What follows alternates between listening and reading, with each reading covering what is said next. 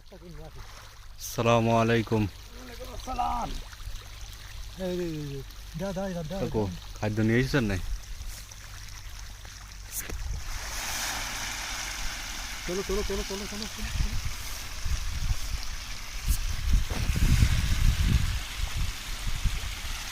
এবার দাদা চলা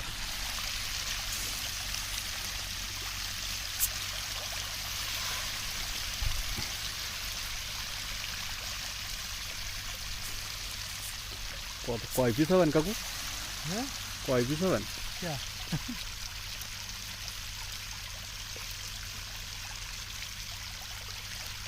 ঠিক